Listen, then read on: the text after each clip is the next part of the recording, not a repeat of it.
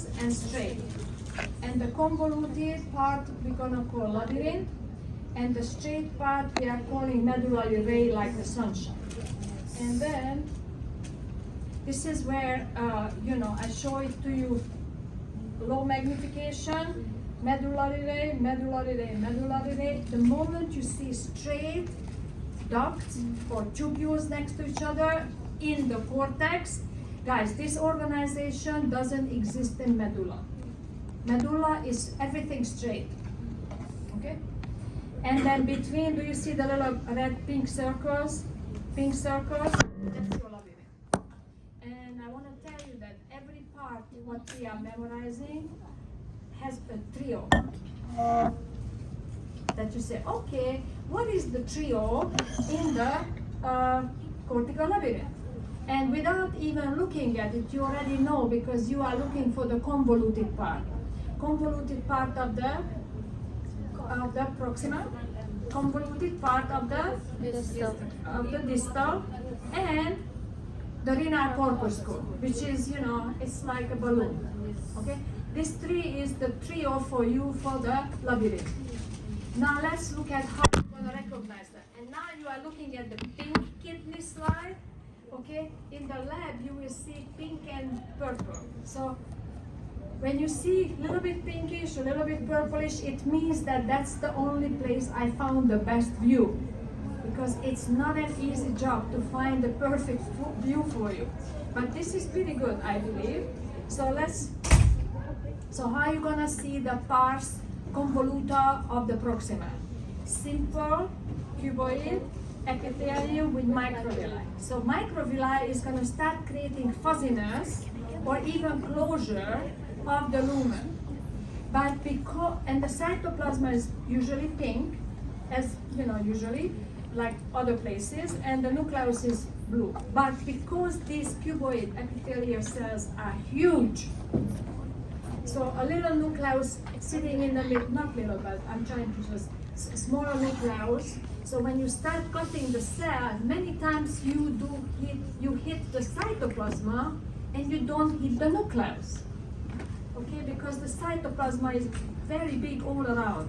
That's why you're gonna see more cytoplasma than nucleus, and that's why it's gonna look fuzzy, pinkish circles. And it's convoluted. Whenever a coil tube cut in half is always circular. Remember that. Okay, so look, guys, this is. Let me just find it. Are you guys recording? Yes. So it's better to have this pointer, right? This is more visible, right? Yes. Okay. So you see, this is the perfect example of the pars convoluta of the proxima. Why? Circle. Look at the lumen is little fuzzy, little lighter pinkish there. That's your microvilli. And look, I see 1, 2, and 3 nuclei. So the whole thing looks very pink. That's really the prototype for you. It doesn't always look like that, unfortunately, but that's the prototype for you. Okay? Fuzzy pink circle. Okay? So this is, now let's look at the pars convoluta of the distal. It's actually almost like the opposite. The cuboid, simple cuboid epithelium, muffy microvilli, but the cuboid epithelial cells are small. The round nucleus fills up the whole space. So the moment you start cutting it, you hit nucleus every time. So the cytoplasma is still pink, but the many large nucleus covers it up. So the whole thing looks like bluish. Not fuzzy, bluish circles. Okay? And yes, and sometimes you may see the cytoplasma, but you're gonna see because you don't have microvilli, not fuzzy, meaning clear lumen. Clear lumen. Nothing this irregular, weird, shady like what you see here, this light pinkish. Or you see here, you don't even see the lumen. Look at, this is a typical example. Look at this.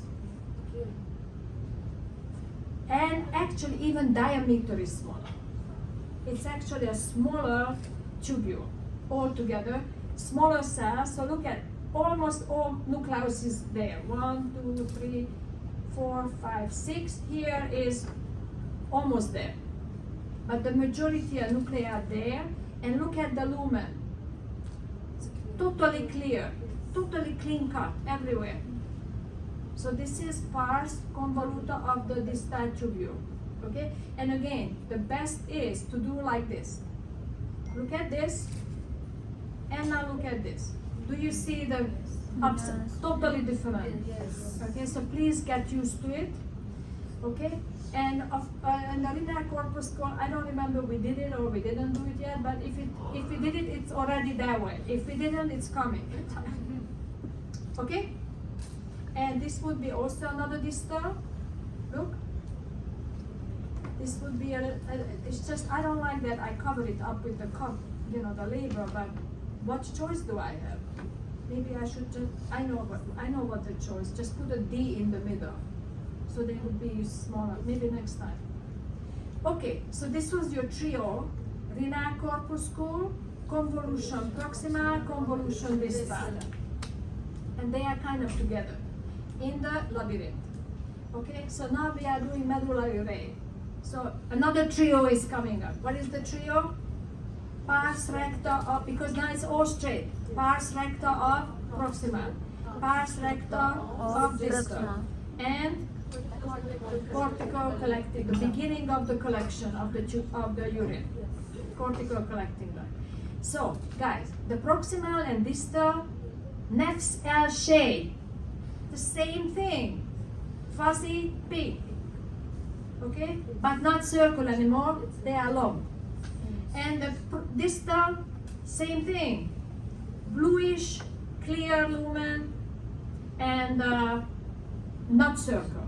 It's elongated, okay? So it's gonna look identical. That's why I was telling you it's easier for you to pars recta, pars convoluta, as opposed to proximal convoluted tubule and thick descending group of Henle. Does that help you in histology? When you need this name, physiology people will use it for you, or if the function is different, but I'm not focusing on function right now. I'm focusing on histology, okay? So, therefore, look at this guy, this pink fellow, all the way along. Pars recta of the proximal. Very good. How about this one? Pars recta of the distal. Or pink, pink. Proximal. Yes. Okay, so the pars recta of the distal, maybe I just gonna go like this. Yes. I can't click on it. Can I click on it? Ah. You see? Now let's go back to big. Do you see? Yes. And I put the arrow here, but this is going. Up till here looks okay. After that it gets messy. But do you see the blue nucleus? Yes. And long, not circle. So this is pars recta of the distal. So the new identification what you need is for the collecting duct system. And in the cortex, you're gonna have the cytoplasma either white or minority pink. Again, TBR question. But look at this. This is the typical cortical collecting duct. Look at, I'm showing you. The nucleus is blue, as always. And look around the clear cytoplasm. And now that the cytoplasma is white, who shows up, guys, that you have never seen before? The plasma membrane. Look at the plasma membrane is so clear everywhere. The pink line. Why is it so clear? Because it used to be pink cytoplasma and pink plasma membrane. Can you distinguish? You can. But now finally, because of the contrast, this is white, this is pink, now you see it. You see? Yes. Yes. It's white because of the lack of mitochondria. Less organelles, yes. So therefore less mitochondria than in the other. Basically, it's a less busy cell than the proximal tubule and the distal tubule. It's less busy. Okay, and let's find, I didn't label it on this slide, but let's find the intercalated minority. So the cytoplasma has to be as usual. That's why I'm not sure I like the name dark. Because it's not dark, it's just regular pink. So white, but that's the term, two terminology, light cell, dark cell, or principal cell, intercalated cell. But the dark, I feel like it's confusing. But whatever, look at this one, I'm putting the pointer on. Maybe I should. No, I just put the pointer now like this. This guy. My pointer is on the nucleus, and look the cytoplasm. This thing is not working. Look at the cytoplasm here. It's that little corner is pink. You don't see separately a pink line and white. Not an OSP material. I'm just showing it to you that that's really what you're looking for. Okay. So we got that trio, right? And you can see this on this pink kidney. You can see it on the purple kidney. The principle is the same, guys. In histology, this could be neon orange, my favorite color. It would still be the same because we are not looking really for color. I mean, other than the nucleus. The nucleus will stay purple. I'm talking about the cytoplasm. And then you still have this basically the same identification points. Okay, so orange, very orange proximal, very bluish distal, and white cortical, but now you're gonna have orange border, not pink. Anyway, so what I'm trying to say, color really doesn't matter. It can be very helpful, it could confusion, but you have to get used to that. I'm looking for really a structure that is cuboid, round nucleus, and located here. The location, okay?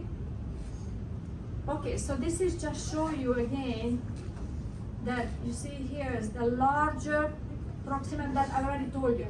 What I think happened here is they cut across section of the medullary ray.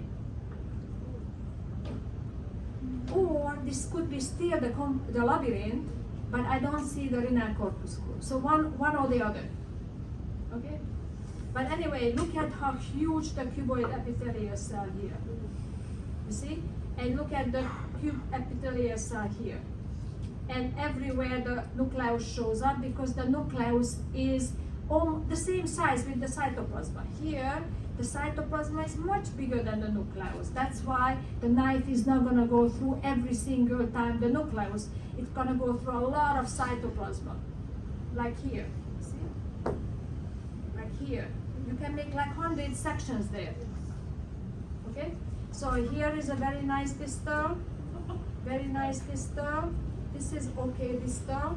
And you can also see that you have more proximal than distal because the proximal is longer for the reabsorption. Okay? But anyways, just give you a little idea again. Electron microscopy is coming up. So, can you see the microvilli? 1. Can you see the round nucleus? 2. Everything trio, guys. And do you see the mitochondria in the cytoplasm? All over.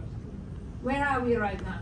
Which part of the nephron? Proximal. Yeah, proximal tubule, either convoluted or straight. Doesn't matter.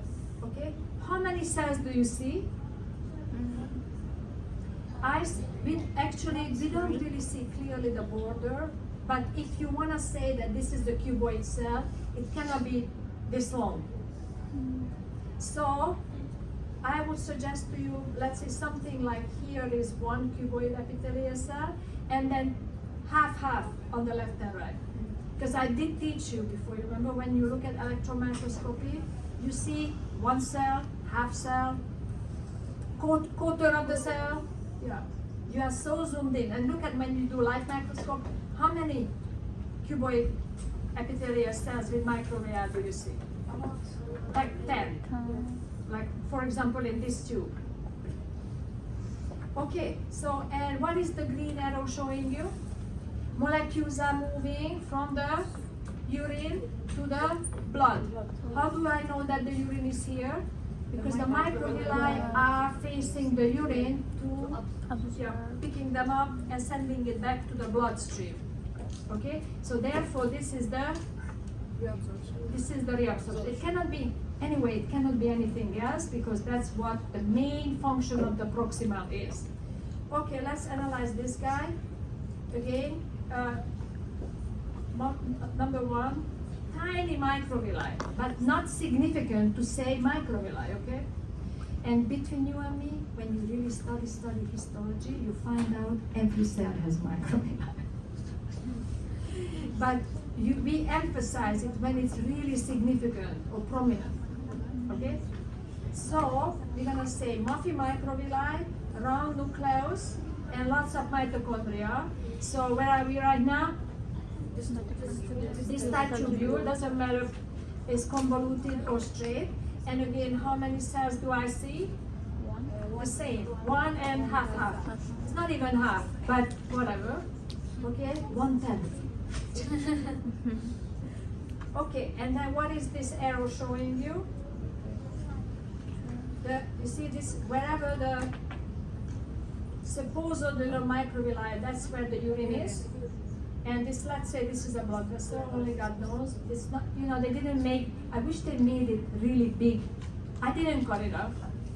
The book cut it off. Because this one is definitely looks a capillary. You see the endothelium? Yeah. Yes. And it goes like a little circle, totally. But this one, I don't know what it is. Okay, so what are we showing? Molecules are moving from blood to the urine. Exactly, this is secretion. Okay, and now comes the, you know, kind of surprising white cytoplasma of the cortical collecting duct, and in fact the entire cortical collecting system, and they are called principal cells. Remember, if a cell is special, it earns a name. But actually, if I say what is the name, that's what was in the tibia. What is the name of this cell? It's basically simple cuboid in the cortex. There is simple cuboid epithelium, no microvilli, right? And the white or not white in the cortex, it doesn't matter. It's mixed. It's mixed. It's not just white.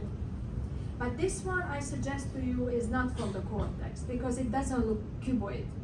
Actually, the nucleus, columnar cells can have round nucleus as well. Do you know why? Because of in real life, the columnar epithelial cell has an oval nucleus. And it's huge. So either you cut it through and you see an oval structure, or the knife goes through this way and you're gonna see a circle. So anytime you see alternation between oval and round, it's always columnar.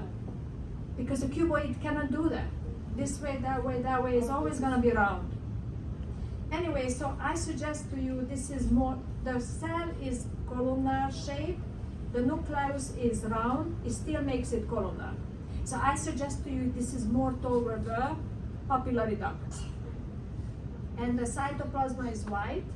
Yeah, there are organelles there, but the function, what is the major function here? Water reabsorption by ADH and sodium reabsorption by aldosterone. These two things. Even though I emphasize the ADH on my lectures because my folk doesn't matter. The point is, so what is this cell really doing, guys? Channel proteins. Channel protein for the water, the aquaporins. Have you heard it? Yes. He makes it, and then he puts it to the surface, to the plasma membrane. So that's where the water is gonna come through. Or it's gonna make a sodium channel protein. Same thing, it makes it in the transcription, translation, endoplasmic reticulum, ribosome, Golgi. Golgi takes it to the surface, puts it into the plasma membrane. It's gonna be stuck there forever. and then sodium can come through. So basically, if you want to really simplify, that's all what it does. So it kind of explains why we have less organelles than in the proximal tubule, which is basically reabsorbing the entire blood plasma, guys. You know, not the entire, whatever you need, but dealing with the entire blood plasma, right? So that's the only explanation I can give you. Okay, so do you see this guy, this pinky here? Could be better, but like this. That would be the pars recta of the proxima. Now this is beautiful. Look at this. Of the distal. And look at this one, cortical collecting duct. And look at this one. I zoomed in really big, so you can see very nicely the white cytoplasma, and the plasma membrane is shining, left and right. And where is the intercalated? I thought I labeled it. Okay, let me see if I have the next slide. Yeah, here we go. You see, that's the intercalated. This is your intercalated. Look at the cytoplasma around the nucleus. It's pink, right? And I labeled another one. Yeah, the arrow is too big, actually. So you see better the pink, but it's still pink. Okay? Yeah, I also labeled something else, guys. What are those arrows going? The urine flow. How is the urine is flowing in the proxima? From the cortex to the medulla, or from the medulla to the cortex? From cortex to the medulla. So that's why this is going down. How is the distal is going? Yeah, so that's why it's the opposite. And the cortical ducts? Yeah, so those are your arrows to show you the blood flow, urine flow. Somebody shout and correct me. Okay, so we got this. This is another version of the same thing, and I think maybe even this looks like OSPI material. Honestly, this looks totally proximal, right? Yeah. This looks totally distal, and this white thing looks totally cortical, right? And this one, now this one is the tricky one, right? Distal. This is very pink, Distal. but has a lot of nucleus. So that's not OSPI material. But I would say still that it's more distal. Yeah, but I wouldn't. This is good for OSPI. Do you guys agree with me? This Yeah. and this and this. Even this is good for OSPI. This. Yeah. But this one is ambiguous, and I know you would appeal. No, what I'm saying, it doesn't matter. It is hard to find the perfect. That's what I'm trying to say. Takes forever. Okay, medulla is coming up. This slide was born, the only reason, guys, because I want you to remember that when you go from the cortex medulla border all the way to the papilla, and this is where the papilla is, the U-turn of the loop of Henle, okay? There is gonna be a sodium gradient that Dr. Shems is gonna teach you. It's gonna be higher and higher and higher amount of sodium. This is called the countercurrent multiplier and countercurrent exchanger, physiological process. And you see more and more sodium in the tubule and also outside we call it the interstitium, between the tubule tissues. Okay?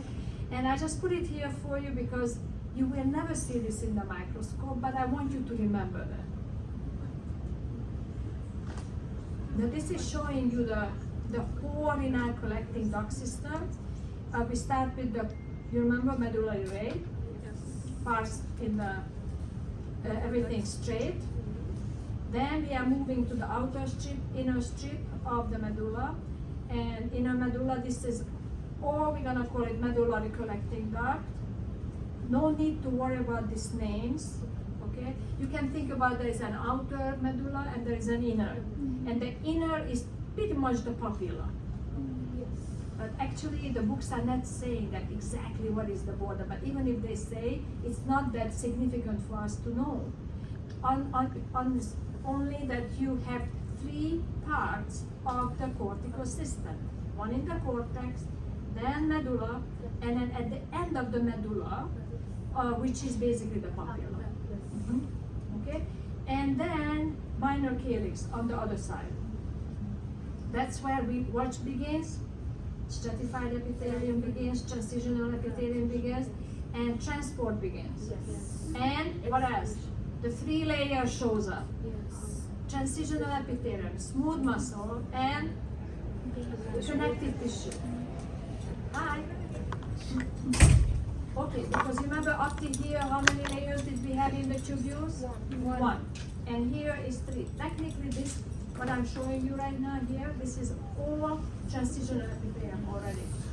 All transitional. Okay? Yeah, and I wanted to show you that one of the major, even the name collecting, okay, it refers to the fact that these tubules or ducts start merging and collecting the tubule from all nephron, okay, the 1 million, okay, and based on the the definition of the book, and I absolutely don't require memorizing any of these numbers. It's just for you to have this feeling like, wow, woo, like what a number is here, like basically on one book is saying that the definition of the papillary duct is after 7 merge through the medulla, okay? But for me, there are 2 things that totally proves that we are dealing with a big merging, okay?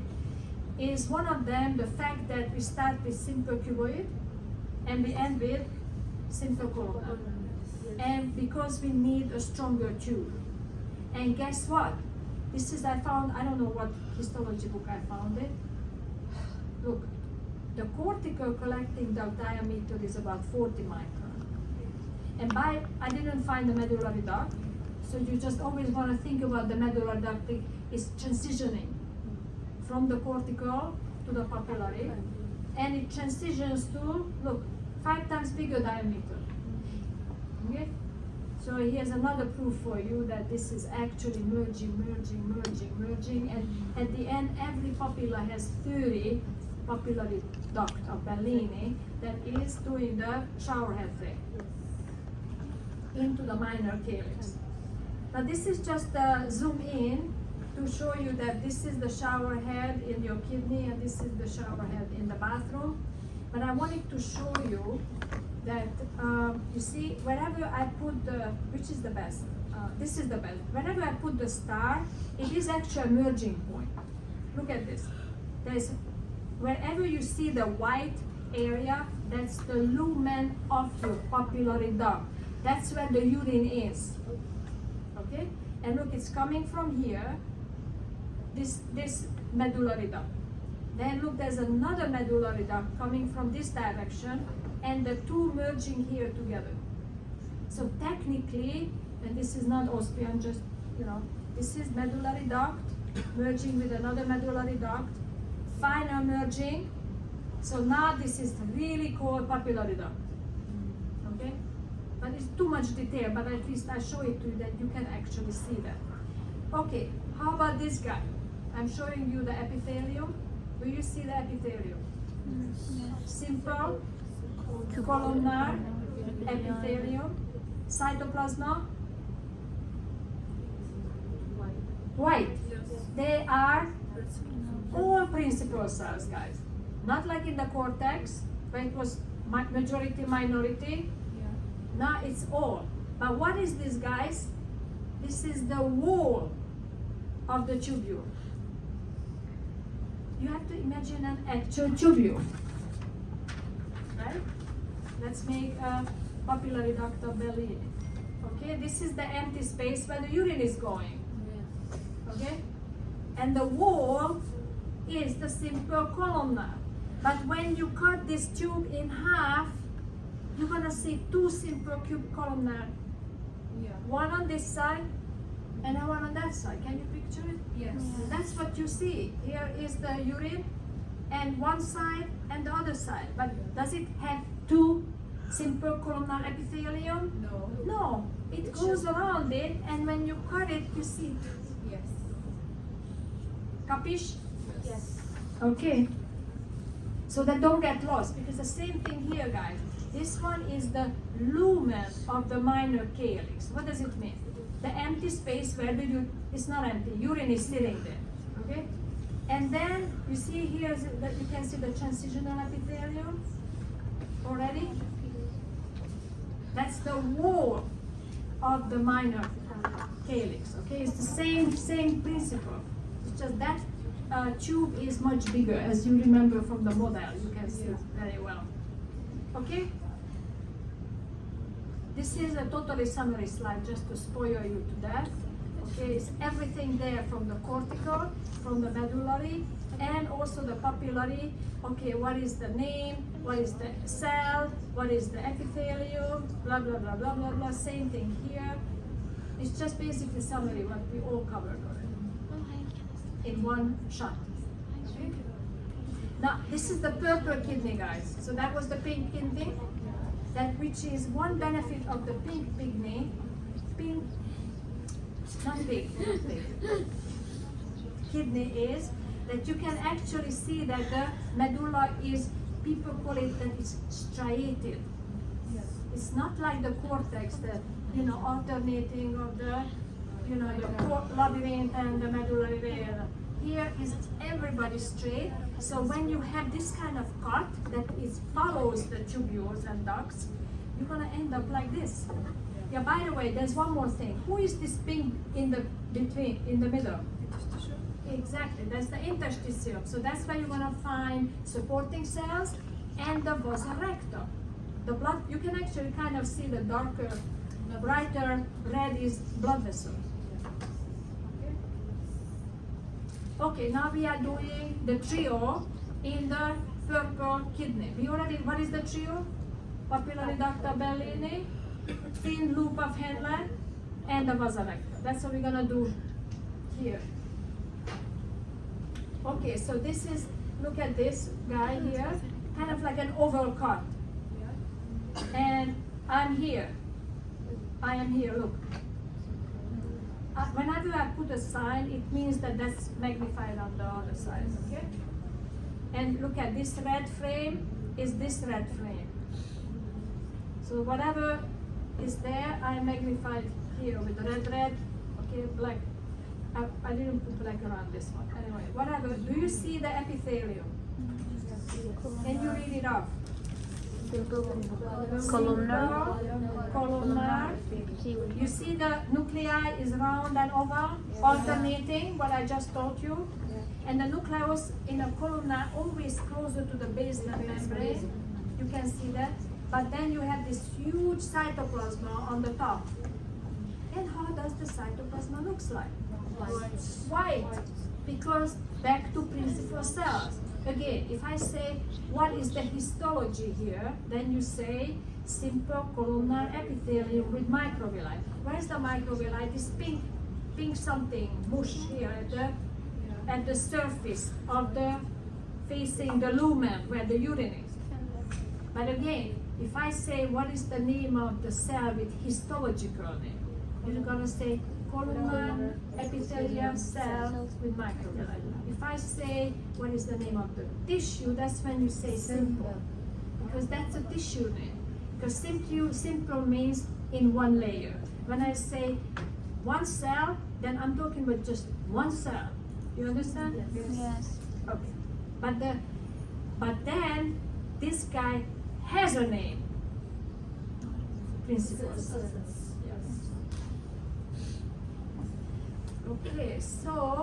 Okay, so that was the collecting duct of Bellini. Okay, this guy. Okay, so thin loop of Henle is coming up, and you're gonna love this. You're gonna look for the U-turns at the papilla, all the way down in here. And look at this. Look at the U-turn. It's really there. And what kind of epithelium? If it's a thin loop of Henle, always simple squares. What is the name of the cell? It's actually, it doesn't have a name. Okay, what is the but it is a name, but not a given name, not a given name. Just histological name. What is the name of the histological name of that cell? Squamous epithelial cell. Does it have an earned name, given name? No, because it's not that special. I think that cell is crying. He was not selected. Okay, look at the flat nuclei. Flat nuclei with all simple squamous. Does that remind you of something? Where did we see only flat nuclei, simple squamous? The capillaries. Except that simple squamous earned the name. Endothelium. You see? This one, nobody gave a name. Okay? But the difference is between this and that thin loop of Henle diameter is bigger. I don't remember how big it is. I did look it up, but I forgot. But you remember the blood capillaries are very small, 7 micron. Only one red blood cell is going through. So, okay, look at, there's another U-turn here. Flat nucleus. Here's another one. Thin loop of Henle, flat nucleus. Lots of them in little pieces. This one too, flat nucleus. Sometimes we are lucky if we get a longer one, honestly. Not very easy to beautifully. And guess what? This is your cross section that you cross exactly, and this is the way you saw cross section for the capillary as well. And then you put in here a red blood cell, one red blood cell. Okay? And look, this is the electron microscopy of the same thing. Cross section of the thin loop of Henle look identical. I was so lucky to find it that they look identical. But anyway, if somebody doesn't tell me that this is from kidney like this, I wouldn't know. I would say either thin loop of Henle or a blood capillary. I wouldn't know. So you have to believe the book is telling you that this is really taken from the kidney. Whoever did the actual electron microscope. Okay, and every blood vessel that you see is all gonna be vasa recta, guys. Because vasa recta is a group name. It's like an umbrella name, meaning there are, you see, this is definitely not a capillary, right? So there are arterioles, venules, and capillaries here. But they call them all the straight vessels because they are all straight. Okay? Yeah. This is, I mean, I did for you that to show you the water reabsorption. This is a capillary with one red blood cell, and the water is reabsorbed by the principal cells. But I really don't like this image. Do you know, guys, why? I did it because, I think probably because this was the only capillary I found in general. Do you know why? Because this white is broken tissue. It can confuse you. You could think that this is the Bauman space, but it's not. But of course, if you know quite, hammered in you already the histology, you would know that there's no way there is a Bauman space next to a simple columnar epithelium. There's no such thing. But I still, when you look at it first time, I want to point it out to you that this slide is, I have mixed feeling about it. So this is now definitely not OSPI material. And again, but look, there's another little loop of Henle here. Flat nucleus, more like a little oval cut. Here's another thin loop of Henle, and again, here are the vasa recta.